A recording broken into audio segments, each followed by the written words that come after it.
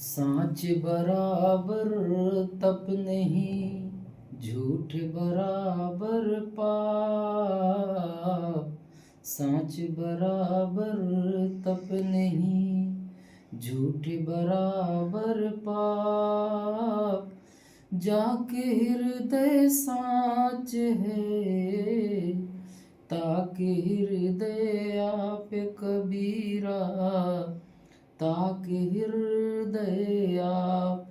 कबीरदास जी कहते हैं कि सच्चाई के बराबर कोई तप नहीं है और झूठ जो है पाप के बराबर है। अगर आप एक झूठ बोल रहे हैं तो आप पाप कर रहे हैं, और जिस व्यक्ति के अंदर सच्चाई है उस व्यक्ति के अंदर भगवान का निवास होता है।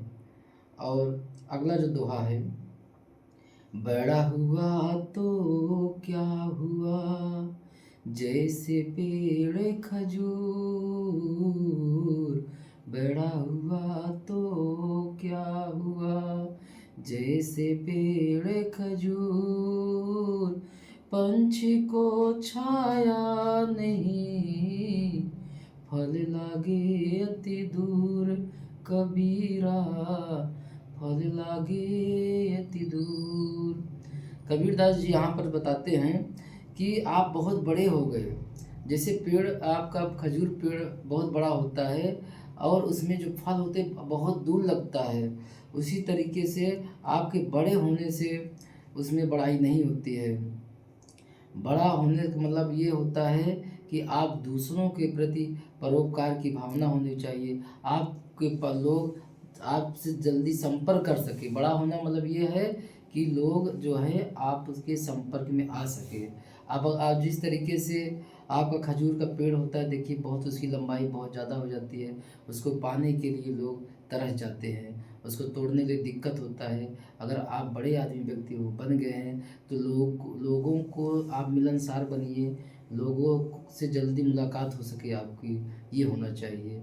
अब ये नहीं कि आप बहुत बड़े हो गए हैं और आप लोगों से बहुत दूर हो गए। दूरी नहीं बनाना है, आपको समाज में लगे रहना है, समाज के साथ ही चलना है। ये नहीं है कि आप बहुत अमीर हो गए और लोगों से आप क्या करें, लोग गरीबों से दूर हो गए, ये आपकी भावना अंदर नहीं होनी चाहिए। अगला क्या है कि गुरु गोविंदो खड़े, काके लागू पाय। गुरु गोविंदो खड़े, काके लागू पाय। बलिहारी गुरु आपने, गोविंदियो बताए। कबीरदास जी कहते हैं कि जो गुरु और गोविंद, गोविंद और भगवान के बारे में बात हो रहा है, अगर गुरु और जो भगवान हैं वो अगर दोनों आपके सामने खड़े हैं तो आप सबसे पहले किसको नमस्कार करेंगे। तो यहाँ पर कहा गया है कि सब जो आज भगवान के बारे में बताने वाला कौन है, वो गुरु ही है। जो हमें रास्ता दिखाया, गुरु ही ने हमें रास्ता दिखाया, जीने का रास्ता दिखाया। इसलिए हम सबसे पहले सबसे बड़ा किसे मानेंगे, गुरु को मानेंगे। इसलिए गुरु की महिमा की व्याख्या करना कठिन है। गुरु जो है भगवान से भी बड़ा होता है, इसलिए गुरु की महिमा का हमें हमेशा व्याख्या करना चाहिए, बखान करना चाहिए। और गुरु की पूजा सर्वप्रथम, उसके बाद दूसरों की पूजा करना चाहिए, क्योंकि गुरु जो है हमें भगवान तक पहुँचने का रास्ता बताया है।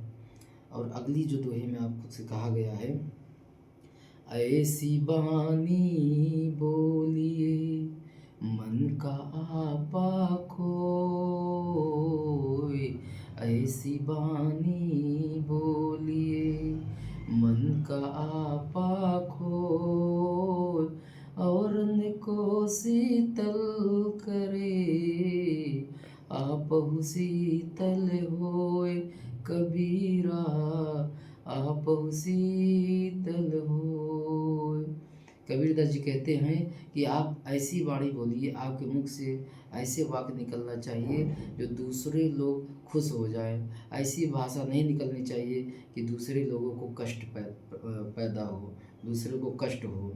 तो हमें ऐसी वाणी बोलना चाहिए जो दूसरे को अच्छा लगे।